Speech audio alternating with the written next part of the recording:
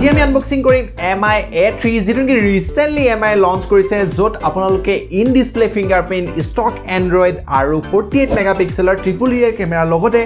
বহুতো ভাল ফিচাৰ্স আপোনালোকে এই মোবাইল ফোনটোত পাব আজি এই মোবাইল ফোনটো আনবক্সিং কৰিম আৰু লগতে ইয়াৰ যি ফিচাৰ্স আছে বা এই বক্সটো খুলিলে আপোনালোকে কি বস্তু পাব সকলোখিনি এই ভিডিওটোতে জনাই দিম গতিকে ভিডিওটো সম্পূৰ্ণকৈ চাই থাকিব আপুনি যদি নতুনকৈ আমাৰ চেনেললৈ আহিছে সাবস্ক্ৰাইব কৰি ল'ব যাতে এনেকুৱা ধৰণৰ প্ৰতিটো ভিডিও আপুনি পাই থাকে আৰু মনত ৰাখিব ইয়াতে যেটো বেল আছে সেই বেলটো দবাই যেটো অল অপচন আছে সেই অল অপচনটো ক্লিক কৰি দিব তেতিয়াহে আপোনাৰ যেটো ইউটিউব এপ্লিকেশন আছে সেই এপ্লিকেশনটোত ভিডিওবোৰ লগে পাব আহক তেন্তে দেৰি নকৰি ভিডিওটো আৰম্ভ কৰো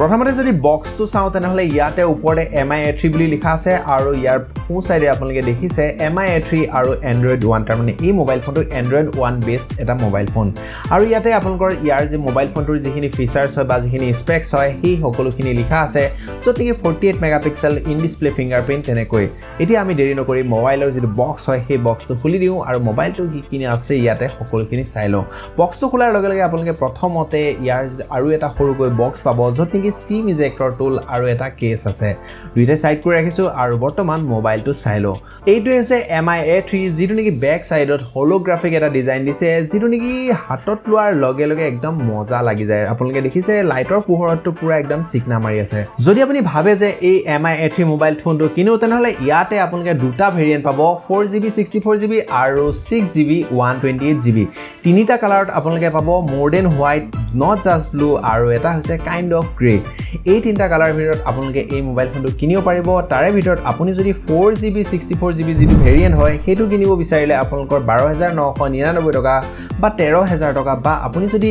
6GB 128GB যেটো ভেৰিয়েন্ট সেই ভেৰিয়েন্টটো কিনিবলৈ যদি বিচাৰে তেনলে তাৰ বাবদ আপোনাৰ দিব লাগিব 15999 টকা বা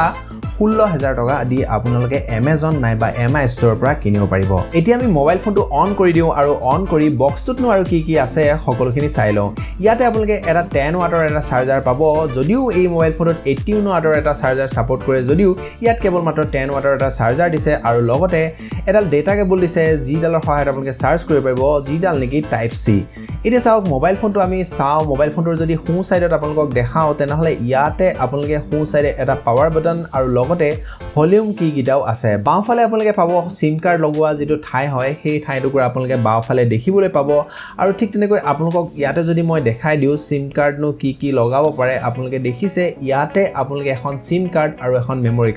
কাৰ্ড এক্সট্ৰাকে আপোনালোকে লগাব নোৱাৰে মানে যদি আপুনি এখন মেমৰি কাৰ্ড লগাম বুলি ভাবে তেনেহলে আপোনালোকে কেৱল মাত্ৰ এখন সিম কাৰ্ডে লগাব পাৰিব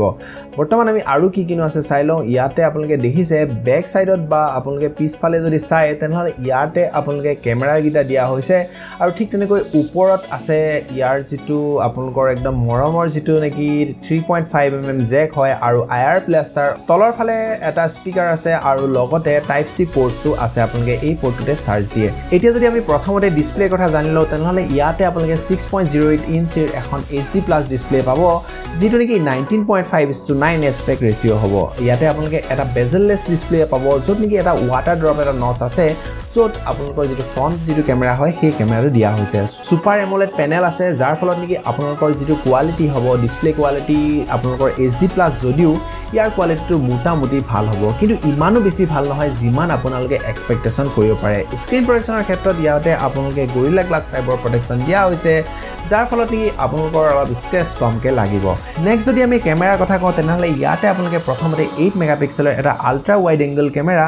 নেক্সট 48 মেগাপিক্সেলৰ এটা প্ৰাইমেৰী কেমেৰা যেটো নেকি Sony IMX 586 সেন্সৰৰ সৈতে দিয়া হৈছে থাৰ্ড যেটো কেমেৰা হেতু হৈছে 2 মেগাপিক্সেল ডেপথ সেন্সৰৰ এটা কেমেৰা নেক্সট আপোনালোকে এই মোবাইল ফোনটোত 4K ৰেকৰ্ডিং কৰিব পাৰিব লগতে EIS অৰ্থাৎ ইলেক্ট্ৰনিক ইমেজ ষ্টেবিলাইজেশ্যন পাব ইয়াতে কিন্তু কেমেৰা অপচন বহু কেইটা আছে যেনে ধৰক আপোনালোকৰ short video photo portrait mode night mode panorama আৰু প্ৰফেশনেল মোডত গৈ আপোনালোকে 48 মেগাপিক্সেলৰ ফটো তুলিব পাৰিব আৰু লগতে আপুনি যদি অলপ কিবা মেনুৱেল মোডত যদি ফটো তুলিম বুলি ভাবে তেনেহলে পোৰ্ট্ৰেট মোডতে আপোনালোকে যেটো আল্ট্ৰা ওয়াইড বা আপোনালোকৰ যিবোৰ ISO শাটাৰ স্পিড হয় সকলোবোৰ মেনুৱেল কৰি আপোনালোকে ফটোবোৰ তুলিব পাৰিব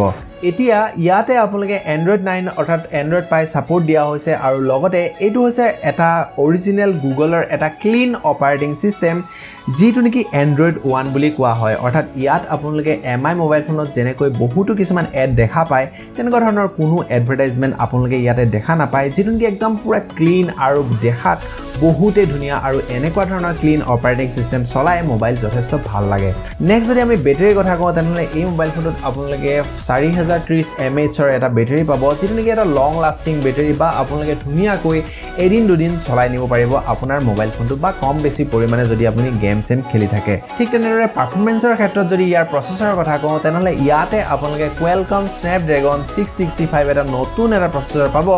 যিটো নেকি 11nm টেকনলজিৰ ওপৰত চলে য'ত আপোনালোকে Adreno 610 GPU টো দেখা পাব বা আপোনালোকে ইয়াত এটা ধুনীয়া এটা গেমিং পাৰফৰমেন্স পাব ইয়াৰ বাজেট হিচাপতটো এই মোবাইল ফোনটো যথেষ্ট